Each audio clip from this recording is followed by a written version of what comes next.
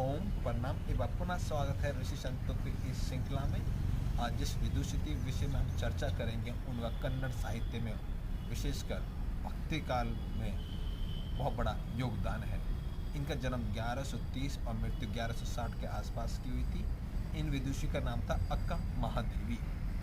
यह कर्नाटक में इनका जन्म हुआ था, उडुताड़ी जगह में शिवमोगा के पास, और इनके माता और पिता का नाम था निर्मल शेट्टी और सुमति, जो शैव भक्ति करते थे। इसलिए शैव भक्ति के गुण, शिव भक्ति के गुण इनमें बचपन से ही इनके अंदर आ गए थे। इन्होंने बचपन में ही शिव को अपना आराध्य देव अर्थात अपना स्वामी पति मान लिया था। भक्ति के जो 4 प्रकार होते हैं, दास्य, सखा, वात्सल्य, माधुर्य भाव। यह माधुर्य भाव के शिव के पति था इनका, इसलिए उन्होंने सब कुछ अपना उनको मान लिया था। ये शिव के चिन्ना मल्लिका अर्जुन मंदिर है, उस स्वरूप में उनको अपना स्वामी मानती थी। चिन्ना मल्लिका अर्जुन कैसे उनका नाम पड़ा, ये विषय भी अपने आप में काफ़ी है रुचिकर है, क्योंकि अर्जुन एक बार शिव से वरदान लेने के लिए गए थे। भूल चूक उन्होंने शिव पे ही उनसे युद्ध होने लगा।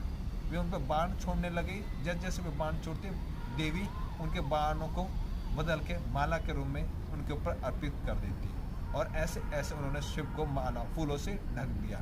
इसलिए उनका नाम चिन्ना मल्लिका अर्जुन उस मंदिर का पड़ा। इस रूप में उनको अर्जुन को भगवान शिव ने दर्शन दिए, चमेली के सफ़ेद फूल के उसमें। जब ये 16 वर्ष की हुई, अन्ना अक्का महादेवी, इनका विवाह एक जैन कौशिक नाम के राजा से हुआ। इन्होंने शादी करने के लिए मना कर दिया था, पर इनको बाध्य किया गया, तो इन्होंने 3 शर्तें अपने उनके समक्ष प्रस्तुत की। यदि आपको कोई समस्या ना हो तो यदि आप ये 3 शर्तें मानते हैं तो मैं आपसे विवाह के लिए तैयार हूँ। वो शर्तें थी कि वे आराध्य को पूजने के लिए या उनको पूजा अर्चना किसी प्रकार की कोई अड़चन ना है, और दूसरी उनकी जो ये थी कि वो ऋषि संतों की संगति के लिए ना जाने के लिए उनको बाध्य ना किया जाए। परंतु कुछ समय पश्चात राजा ने ये सारी शर्तें का उल्लंघन करना प्रारंभ कर दिया। ये देख अक्का महादेवी ने वहाँ से जाना उचित समझा। जब अक्का महादेवी को वहाँ से जाते वो देखा राजा को, उसका अहंकार पर चोट लगी। उसने कहा, जो ये आपने वस्त्र पहने हैं ये सारे मेरे हैं, कृपया यहाँ उन्हें उतार के जाइए। अक्का महादेवी ने अपने सारे वस्त्र, गहने, आभूषण वहाँ उतार दिए और नग्न अवस्था में वहाँ से चले गए। ये देखकर सब चकित हो गए। उन्होंने सुना हुआ था कि कल्याण में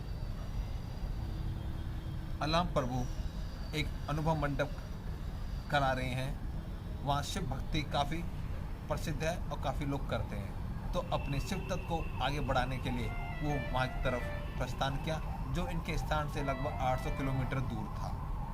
जब ये जा रही थी तो इनको बीच में ही शिव तत्व की अनुभूति हो गई, अर्थात शिव से इनका मिलन हो गया। इनके पूरे शरीर से छोटे छोटे रोम छिद्रों से राख निकलने लगी, भभूत निकलने लगी।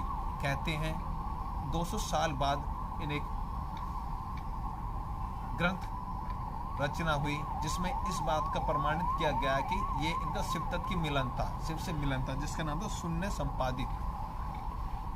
जब ये अनुभव मंडप के पास पहुंची था, वहाँ इनको रोका गया। फिर बाद में अनुरोध करने पश्चात इनको जाने दिया, तो वहाँ इनकी तलाशी ली गई। तो यहाँ तक ये वर्णन किया गया है शून्य संपादित में कि इनके योनि से भी भभूत निकल रही थी, अर्थात पूरे शरीर में इनका पूरा शिव मिलन हो चुका था।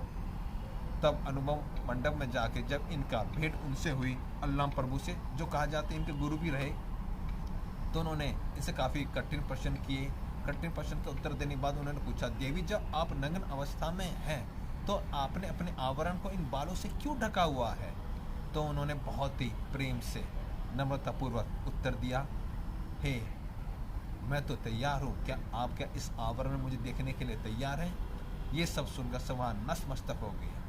फिर वहाँ पे बैठे सभी शिव लिंगायत संप्रदाय के व्यक्तियों ने, जिसमें प्रमुख थे अलम प्रभु, सिद्धरम्मा और बासवन्ना, इन्होंने यहाँ उनको अक्का देवी की उपाधि दी। अक्का अर्थात बड़ी देवी, मतलब बड़ी बहन। इस प्रकार इनका अक्का महादेवी नाम पड़ा। यहाँ से जाने के बाद इन्होंने कठोर साधना स्टार्ट कर दी जंगल में जाके, और शिवलिंग के पास, शिव मंदिर के पास अपने आप को वहाँ एकाकार कर लिया। कई ऐसे दृष्टांत हमारे सामने आते हैं कि इनके माता पिता और राजा इनसे माफ़ी मांगने के लिए वहाँ आए थे, पर वे अपने शिव तत्व में इतने मग्न थे, वहाँ किसी का उनको आभास नहीं हुआ और वहाँ उन्होंने अपने आप को लीन कर दिया। इनकी जो मुख्य रचना है, पुस्तकें, उनको वचन कहा जाता है, जो मात्र 430 है, जो अपने समय काल के हिसाब से रचना और के मुकाबले बहुत कम है, पर बहुत ज़्यादा प्रभावी है। इनकी जो मुख्य रचना है उनमें से 2 रचना इस प्रकार है, जिनमें इन्होंने इंद्रियों पर कैसे नियंत्रण किया जाए और खुद का अहंकार कैसे समाप्त किया जाए, एक गीत के माध्यम से, रचना के माध्यम से प्रस्तुत किया है, वह आपकी समझ में रखता हूँ।